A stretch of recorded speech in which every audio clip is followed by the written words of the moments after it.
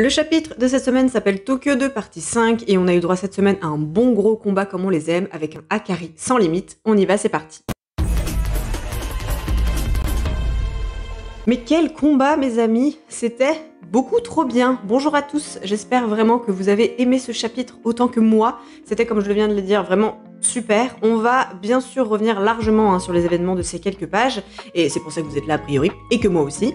Je vous refais pas le speech de laisser le petit like en fin de vidéo, vous connaissez la chanson, mais quand même, n'hésitez pas à le faire si vous avez aimé, c'est toujours bien agréable pour moi. Et puis vous avez mes autres réseaux en barre d'infos si ça vous intéresse. Quand je suis pas ici, je suis ailleurs, donc n'hésitez pas à aller y jeter un coup d'œil. Rentrons maintenant dans le vif du sujet. Alors cette semaine, contrairement au chapitre précédent, très dans l'émotion, là on est très dans le physique, si je puis dire, donc pas des masses de sous-texte, on va rester sur ce qu'on peut voir. Pas de langage des fleurs cette fois-ci, c'est bien dommage, moi qui adore ça, mais que voulez-vous ? Le chapitre s'ouvre sur une page comme Gege a l'habitude de nous faire maintenant depuis le début de la track, avec le protagoniste de cette semaine, Akari, avec une petite subtilité pour cette fois-ci, c'est-à-dire que là où avant on n'avait pas vraiment de continuité entre la page d'intro et la suite du chapitre, là le mouvement de coup de poing d'Akari dans cette page de couve et la double page qui suit, où Kashimo se le prend en pleine poire, eh bien sont en parfaite continuité. Kashimo perd son arme dans la bataille et part voler dans les conteneurs derrière, et là, première chose, le choix du décor. Oui, vous avez bien compris, on va parler conteneurs. Et ben moi je trouve que c'est plutôt malin, le fait qu'il n'y ait que des conteneurs dans ce décor, ça nous permet de bien nous concentrer sur le combat, l'œil est focus dessus, quand on sait à quel point ça peut être compliqué parfois de suivre un mouvement d'action dans un shonen. Là on n'est pas parasité par le décor, mais c'est assez malin encore une fois sur le plan artistique cette fois-ci, parce que voilà, moi pendant ma lecture j'ai comme senti les impacts des coups, c'était comme si j'entendais le bruit de la tôle froissée en fond, et en plus du fait que ce soit sûrement plus simple pour Akutami en termes de temps de travail, tout le monde y gagne, on continue. On a le droit à quelques petites passes d'armes entre ces deux-là, enfin c'est plutôt Akari qui mène la danse, il arrive même à faire saigner Kashimo du nez, qui est vraiment, lui pour le coup, dans l'incompréhension de ce qui est en train de se passer, puisque son énergie occulte, et surtout les propriétés qui y sont associées, à savoir l'électricité, ne semblent pas affecter Akari. Et là encore une fois, on a le droit aux petits chibi explicatifs, qui nous permettent de revoir Yuji, il me manque tellement, et également de nous montrer donc qu'avec une quantité suffisante d'énergie occulte, on peut contrer la puissance de l'énergie occulte mise dans une attaque de l'adversaire, mais aussi et surtout d'en contrer les effets secondaires comme l'électricité ici avec Kashimo. On fait les petites présentations et là on sent l'excitation du combattant monter en Kashimo. Il sent qu'il a un adversaire à sa mesure et comme il le dit, ça l'intrigue. Il a aucun souci à promettre à Akari de lui donner ses points en cas de victoire et c'est là qu'on sent que c'est vraiment un exorciste du passé. Le jeu de la track, lui, il s'en tampote vraiment. Lui, ce qu'il cherche, ce sont des adversaires forts, des combats importants et c'est probablement pour ça qu'il cherche tant à trouver Sukuna. En parlant de Sukuna, il y a un détail intéressant là parce que je pense, enfin c'est comme ça que je l'ai pris en tout cas, mais que Akari ne sait pas qui est Sukuna. Parce que quand Kashimo lui dit que s'il perd, il devra lui dire ce qu'il sait sur Sukuna, et bien Akari fait vraiment une tête de ravi de la crèche, genre il comprend pas ce qu'on lui demande. Et ça m'a rappelé ce moment dans un des chapitres de préparation de la track, je me souviens plus le chiffre exact du chapitre, mais quand Yuji va le trouver au Fight Club, et quand il évoque Sukuna, on a eu le même genre de panel avec une petite case où Kirara et Akari qui regardent Yuji avec vraiment le vide dans leurs yeux. Donc je pense qu'ils ne savent pas qui il est, tout du moins qu'ils ne prennent pas la mesure de qui il est. Et là, on est parti pour le festival. Le fameux bonus d'Akari rentre en action dans une case complètement folle, que beaucoup ont pris comme un hommage à une référence à Hunter x Hunter d'une case avec Hisoka où il est exactement dans la même position. Et ce bonus donc se traduit par un jaillissement énorme d'énergie occulte, qui n'est pas non plus sans rappeler la scène où Gojo rentre dans une espèce de transe face à Toji.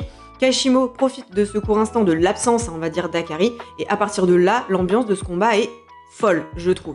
Je sais pas si on peut parler de bonne ambiance, mais il y a une forme de respect mutuel dans cet affrontement.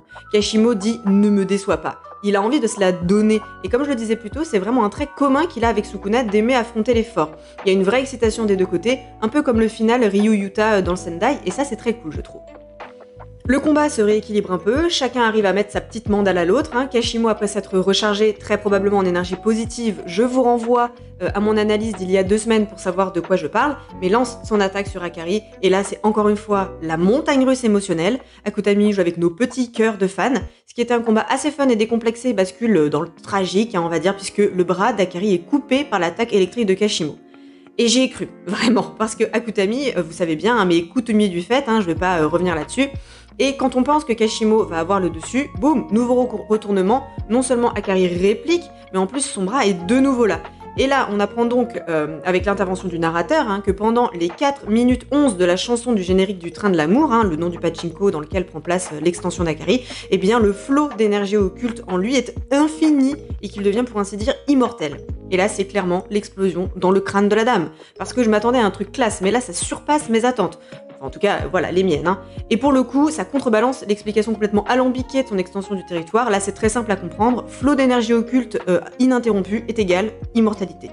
Et quand on pensait que c'était fini et que ça pouvait pas être plus classe, on apprend en guise de conclusion pour ce chapitre que tant que le jackpot tombe, il peut faire appel à son extension du territoire autant qu'il le souhaite, ce qu'il ne se prive pas de faire, et Kashimo, qu'on voyait jusqu'ici très confiant en lui-même et en ses capacités, eh bien semble être tout comme nous choqué de ces révélations. Encore une fois, je vais faire le parallèle avec Gojo, mais que voulez-vous, c'est la valeur étalon de ce manga. Mais voilà, c'est vraiment fou de se dire que pendant ce laps de temps, il est presque comme lui, presque comme Gojo, sans limite ni d'énergie occulte, ni de technique d'inversion, ni de matérialisation d'extension du territoire. Et du coup, ce qu'on peut dire, c'est qu'Akari, il n'aura pas été teasé pour rien. Gojo, donc, encore lui, l'avait mis dans la liste des exorcistes les plus forts de sa génération, et Yuta avait dit que s'il était dans des bonnes conditions, il était plus fort que lui. Et tout ça nous a été confirmé aujourd'hui. Le truc, c'est que maintenant qu'on sait tout ça, pour moi, c'est dans le prochain chapitre que le combat va vraiment commencer. Est-ce qu'Akari va toucher de nouveau le jackpot? Est-ce que tous les jackpots ont le même effet? Ça, c'est une vraie question que je me pose, selon les jackpots et les scénarios qui y sont associés. Peut-être que les bonus sont différents. Est-ce que Kashimo va nous montrer son extension? Non, je vous assure, on ne fait qu'effleurer la surface de cet affrontement. Et vraiment, j'ai pas l'habitude de faire ça, à voir le manga au travers de l'anime, mais là, j'ai pas pu m'empêcher d'y penser. À toute cette scène animée, le bruit des coups, le bruit de la tôle, comme je te disais, des conteneurs au tout début de la review, et surtout le tout avec la petite musique de shoujo en fond musical derrière. Si l'adaptation en anime va jusque-là, et on l'espère, bien sûr, ça va être fou. Vraiment, le chapitre est vraiment construit pour ça, j'ai l'impression. Une petite pensée émue quand même, et je conclurai là-dessus avant de vous dire au revoir, pour Charles, le pauvre, qui a été assez tristement, alors que je trouvais sa technique plutôt cool, n'aura été là que pour, a priori, on sait jamais avec Akutami, mais nous montrer comment fonctionne l'extension du territoire. Mon gars, je pense à toi, et j'espère qu'on saura au moins ce qu'il est devenu, et puis aussi savoir l'état de Panda, quoi, ça aussi c'est important. Voilà, j'en ai fini pour aujourd'hui. C'était plus court que d'habitude. J'espère que ça vous aura pas trop dérangé. C'est vrai que j'ai l'habitude de faire des choses un peu plus complètes, mais comme je vous le disais au tout début, quand c'est de la full bagarre comme ça, forcément on a un petit peu moins de choses à analyser. On va dire ça comme ça. Pas de chapitre la semaine prochaine, on se retrouve donc le lundi 13, si je dis pas de bêtises, ici à 17h. En attendant, prends soin de toi, regarde des animes, lis des mangas, et moi je vous dis à la prochaine.